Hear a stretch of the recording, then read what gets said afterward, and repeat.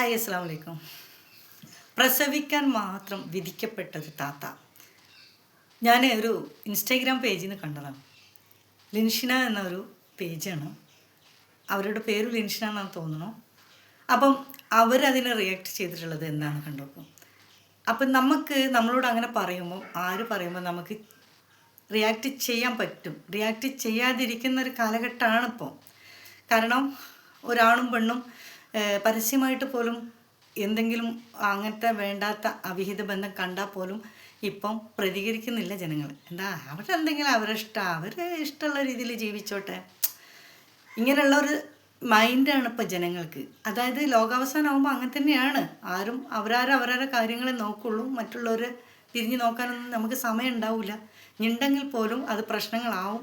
പിന്നെ ആൾക്ക് പൊല്ലാപ്പാവും. അങ്ങനെയൊക്കെയുള്ളൊരു വിഷയം കൊണ്ടാണ് ആരും അതിൽ ഇടപെടാൻ പോവാത്തത്.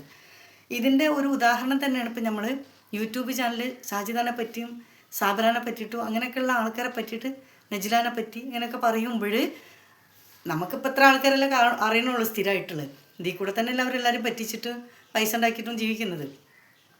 അതുപോലെ തന്നെ നമ്മൾ പുറത്തുള്ള ആൾക്കാരെ പറ്റി നമ്മൾ റിയാക്ട് ചെയ്യുന്നുണ്ട്. അപ്പോൾ കുറച്ച് ഇങ്ങനെ ഗുണവാധികാരം പറയുന്ന കുറച്ച് ടീമുകളുണ്ട്. അവരെങ്ങനെ ജീവിച്ചോട്ടെ, നിങ്ങൾക്ക് സ്ഥലത്ത് ചെല്ലി ജീവിച്ചൂടെ, നിങ്ങളെന്തിനാ അത് പറയാൻ പോകണം? ഈ പറയുന്ന വ്യക്തികൾ ഒരു വട്ടമെങ്കിലും ചിന്തിച്ച് നോക്കിയിട്ടുണ്ടോ ഇതിൻ്റെ ഭവിഷ്യത്ത് നാളെ എന്താണ്, ആർക്കാണ്, എങ്ങനെയാണെന്നുള്ളതൊക്കെ ഒന്ന് മനസ്സിലാക്കി നോക്കിയിട്ടുണ്ടോ? ഇത്രയും പ്രതികരിക്കാതെ, നമ്മൾ മാത്രമല്ല മറ്റുള്ളവർ പ്രതികരിക്കാതെ അങ്ങനെ ഇരുന്നിട്ടുണ്ടെങ്കിൽ ഇങ്ങനെയുള്ള ആൾക്കാർ ലോകത്ത് പെരുകയുള്ളൂ. എല്ലാവർക്കും അങ്ങനെ ഒരു ഫ്രീഡത്തോടെ ജീവിക്കുകയുള്ളൂ. പിന്നെ ദുനിയാവിൻ്റെ അവസ്ഥ എന്ത്, നമ്മളെ വരും തലമുറകളുടെ അവസ്ഥ എന്ത് എന്നുള്ളതൊന്നും ചിന്തിക്കാൻ പറ്റുന്നില്ലല്ലോ. അപ്പോൾ അതൊക്കെ പോട്ടെ. അപ്പം ഈ ലിൻഷിന പ്രതികരിച്ച് ഒന്ന് കേട്ടു നോക്കും, എന്നിട്ട് നിങ്ങളെ അഭിപ്രായം പറ. തട്ടം ആണ് അവരുടെ ഏറ്റവും വലിയ പ്രശ്നം. ഇപ്പം ഞാനിതിട്ടത് എന്താ, ഇതിനും പ്രശ്നം ഉണ്ടാവും അല്ലേ?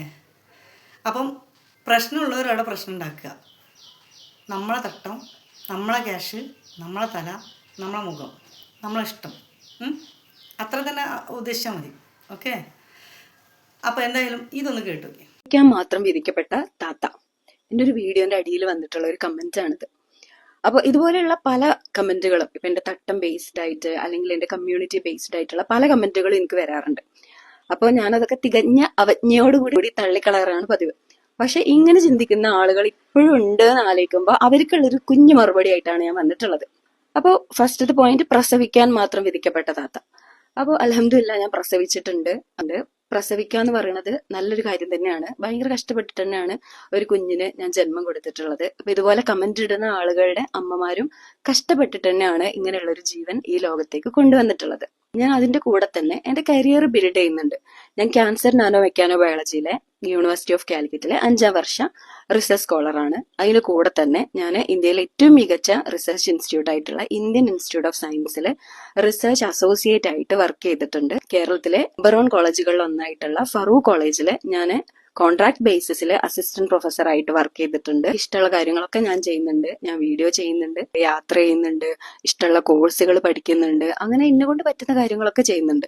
ഈ ഒരു തുണി തലയിലിടുന്ന ഈ തുണിയാണ് പ്രശ്നമെങ്കിൽ ഇത് ആരും ഞങ്ങളെ കൊണ്ട് നിർബന്ധിച്ചിട്ട് ഇടിയിക്കുന്നതല്ല. അങ്ങനെ ഒരു നിർബന്ധം കൊണ്ട് ഞാൻ ഈ സാധനം തലയിൽ ഇടൂല്ല. ഒരാൾ പറഞ്ഞു എന്ന് വിചാരിച്ചിട്ട് ഇത് ഇടാനുള്ള ആ ഒരു മൈൻഡ് സെറ്റ് ഒന്നും അല്ല ഞങ്ങളുടേത്.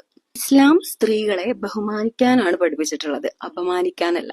ഇസ്ലാം honoured each woman as mothers, thinkers, leaders and humans. Career build ചെയ്യാനും ഡ്രീം ചേസ് ചെയ്യാനും ഹോം മേക്കർ ആവാനും എഡ്യൂക്കേറ്റഡ് വുമൺ ആവാനും സ്ട്രോങ് ലീഡർ ആവാനും എല്ലാത്തിനുള്ള ഫ്രീഡം ഉണ്ട്. ഇതുപോലെ ഞങ്ങളെ സൈലൻസ് ചെയ്യിക്കാനുള്ള ഓരോ കമന്റുകളും ഞങ്ങൾ എത്രത്തോളം സ്ട്രോങ് ആണ് എന്നാണ് ഞങ്ങൾക്ക് മനസ്സിലാക്കി തരുന്നത്. ഇതുപോലെയുള്ള ഹെയ്റ്റ് കമന്റ്സ് ഇടുന്ന ആളുകൾ ജസ്റ്റ് ഒന്ന് അപ്ഡേറ്റ് ചെയ്യുക. ലോകമൊക്കെ ഒരുപാട് മാറിയിട്ടുണ്ട്. ഇപ്പോഴും പെൺകുട്ടികളെ പുറത്ത് വിടാത്തത് എല്ലാ കമ്മ്യൂണിറ്റിയിലും ഉണ്ട്. അങ്ങനെ പെൺകുട്ടികളെ പുറത്ത് വിടാത്ത ഫാമിലി ഉണ്ടെങ്കിൽ അതൊരു മതത്തിന്റെ പ്രശ്നമല്ല, അത് ജസ്റ്റ് ആ ഫാമിലിന്റെ പ്രശ്നമാണ്. അപ്പൊ എന്റെ പേജിലുള്ള വീഡിയോസ് ഒക്കെ ഒന്ന് എടുത്ത് കാണാം. ഞാൻ എങ്ങനെയുള്ള വീഡിയോസ് ഒക്കെയാണ് ഇടുന്നത് എന്ന് കാണാം. അതിൽ ഇങ്ങനത്തെ ഒരു കമന്റ് ഇടുന്ന ഒരാവശ്യവും ഇല്ല. അപ്പോ അടുത്ത വീഡിയോയിൽ കാണാം. ബൈ.